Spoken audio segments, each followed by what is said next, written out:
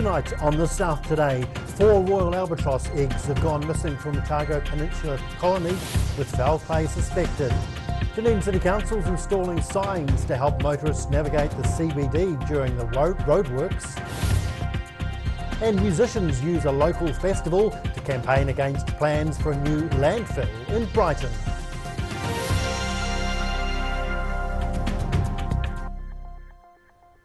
Kia ora, good evening. I'm Dave Gooselink.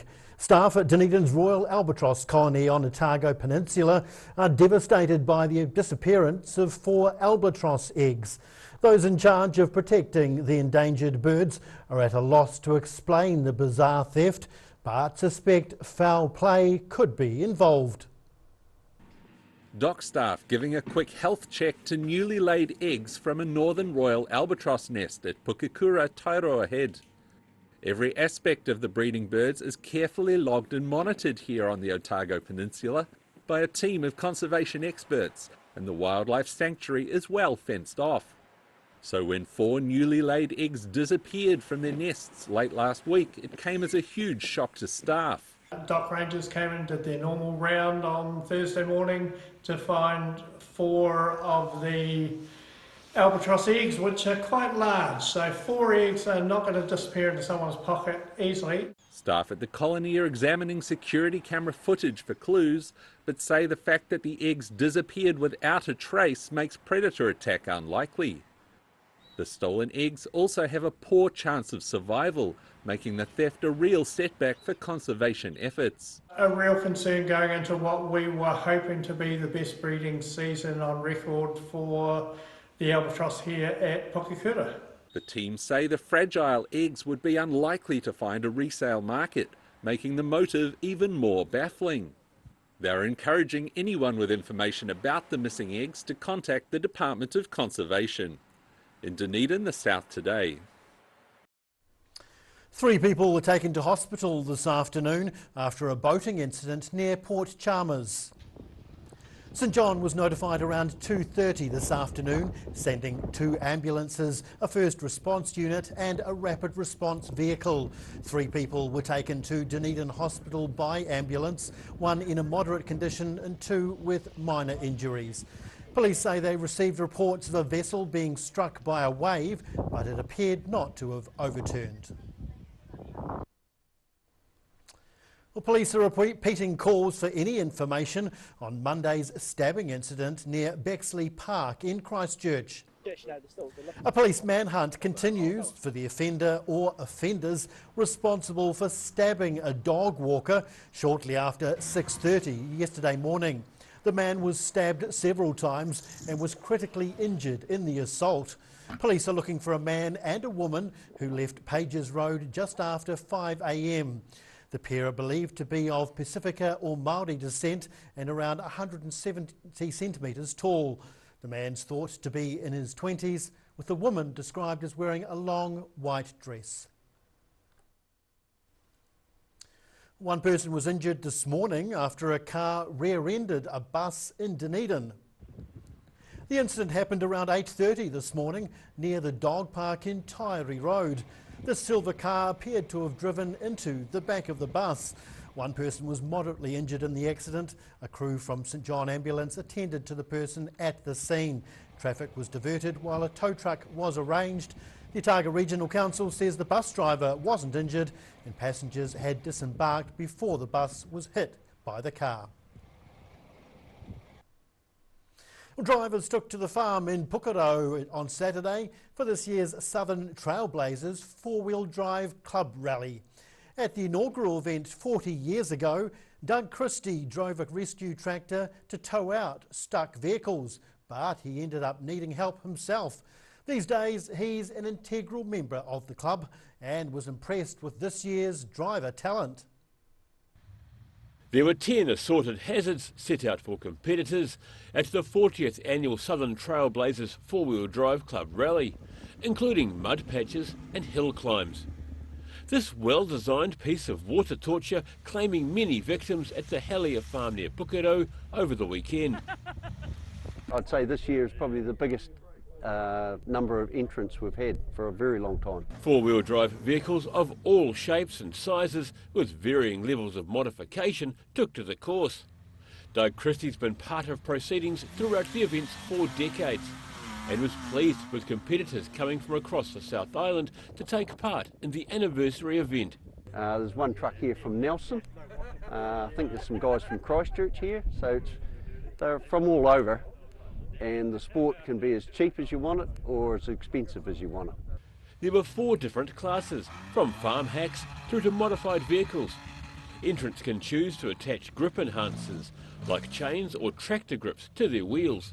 Along with the fun of driving the rugged course, there were trophies up for grabs for those who incurred the fewest penalties over the course of the event.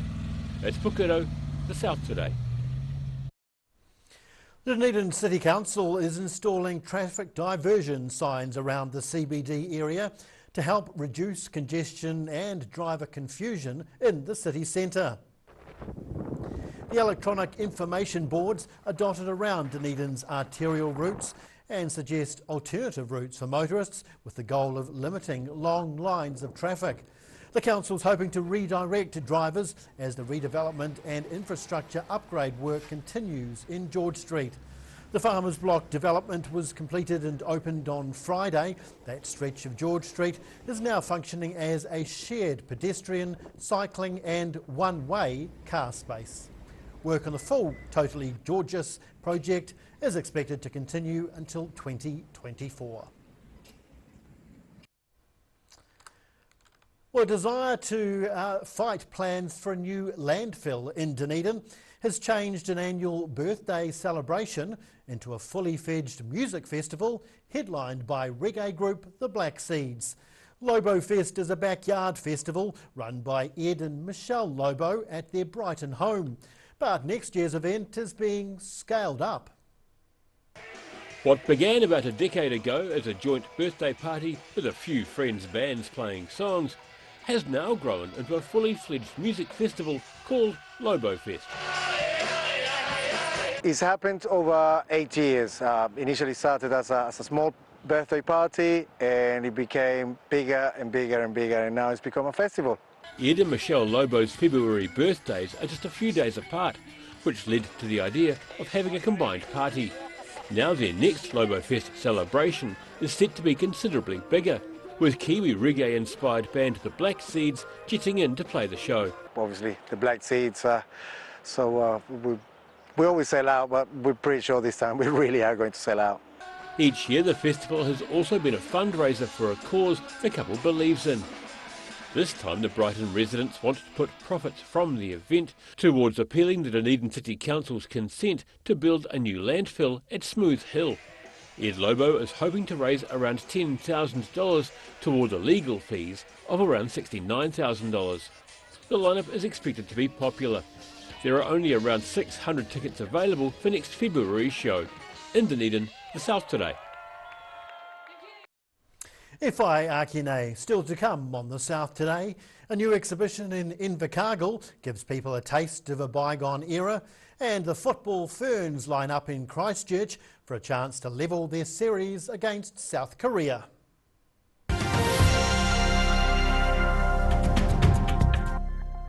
All new episodes of Put Some Colour in Your Life are now screening on Channel 39. Take a look at Australian artists and the techniques they use in their studio. Put Some Colour in Your Life. Tuesdays, 7:30. Hi, Lindsay here from Alex Campbell Menswear. We've opened another pop-up store in Invercargill. It's for a limited time. We're in D Street, 201, right beside the Lone Star. Come and check us out. We've got some fantastic deals for you. We've got moleskins, we've got every sort of shirt, worn ones, work ones, business, merino knitwear, jeans, trousers, you name it, the list goes on. It's such a big deal. Come and see us. Alex Campbell Menswear, it fits. Alex Campbell Menswear, pop-up store, D Street, Invercargill.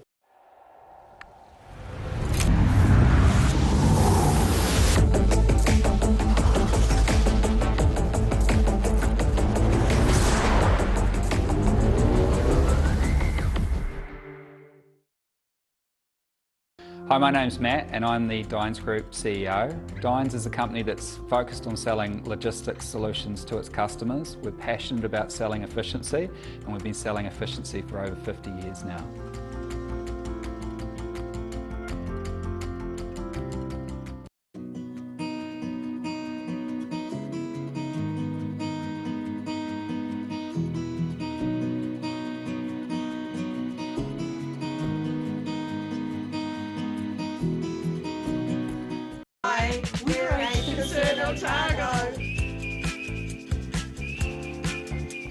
Age Concern Otago hosts a multitude of social activities, including Little Bobs.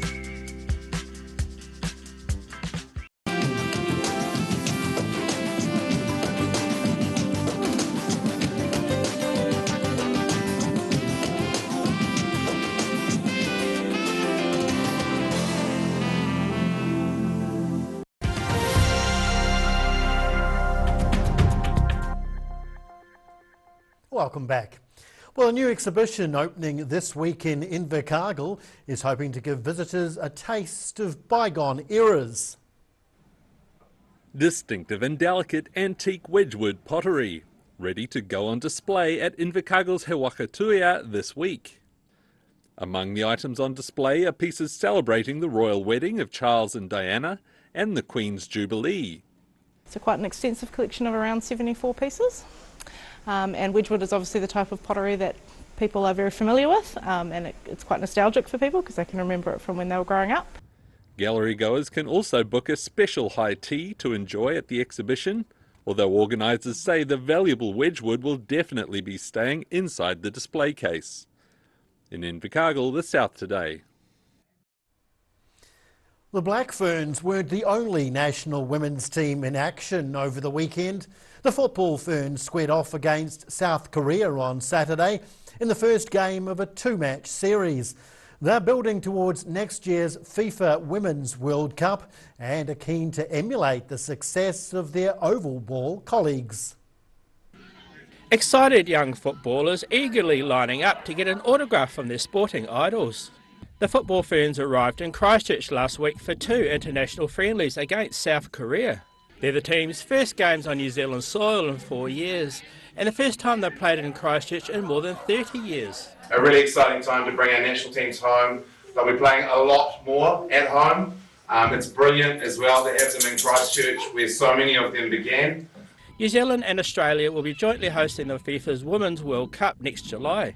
The national team happy to take time out from their schedule to meet a few of their fans. You will make it easier for future football Ferns. You've got some people here that are going to aspire to be Ferns, and so they look to you to be their role models. However, it wasn't a dream return home for the football Ferns in their first outing. The girls going down 1-0 on Saturday to the higher-ranked South Korean team. New Zealand's best chance came in the 80th minute when Liz Chance hit the woodwork. Who wants it? Who's going to have a go? Shot now for Chance. Can she get the ball away? Oh, it hit the post! The football Ferns still have a chance to level the series in their second game tonight. A win would build public confidence and help them get on track ahead of next year's World Cup at home. In Christchurch, the South Today. And now recapping tonight's top stories on the South Today. The Dunedin Royal Albatross Colony suspects the shock disappearance of 4 albatross eggs is down to thieves. The Dunedin City Council is installing signs to ease traffic congestion around the CBD due to the George Street upgrade. And next year's Lobo Fest will be headlined by music group The Black Seeds, proceeds helping fund a campaign against a new landfill in Brighton. Time now for a look at tomorrow's weather. The South Today weather, proudly brought to you by MoleMap, the skin cancer detection specialists. Starting with the situation, an unstable air over the next few days will bring frequent afternoon showers and some thunderstorms to the region with mild, humid temperatures. Heading to the top of the South Island, Nelson and Greymouth can expect light to moderate northerlies and afternoon showers with a high of 23. In Christchurch, light winds and high cloud, a summery 25 degrees. Travelling to South Canterbury and North Otago, it'll be light winds and afternoon showers across the board here. 24 for Ashburton and Timaru, Oamaru one back on 23. Heading westwards to the Central Lakes, and it's a similar story here. Light winds and afternoon showers, 24 for Wanaka and Queenstown, 25 in Alexandra. Travelling further south, Balclutha and Gore are looking for light northerlies and afternoon showers with a high of 22 degrees tomorrow. Light southwesterlies in the Catlins with showers and 21 degrees. Travelling down to the deep south, Invercargill, fine and cool tonight with a low of 8 degrees. Tomorrow fine at first with sunny periods, but cloudy during the afternoon. Some showers and a few thunderstorms, but a high of 21. Similar weather on Thursday, fine in the morning, thundery showers in the afternoon and a high of 22 degrees. And finally heading to Dunedin. Cloudy tonight with light winds, an overnight low of 14.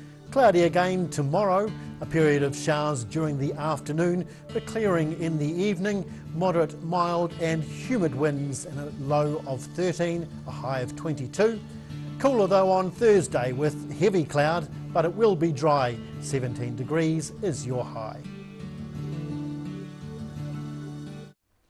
And that's the news this Tuesday. For the latest news and videos from the southern region, head online to odt.co.nz. And you can follow Channel 39 on YouTube to catch our news bulletins on demand. We'll see you again tomorrow. Ka kitea popo.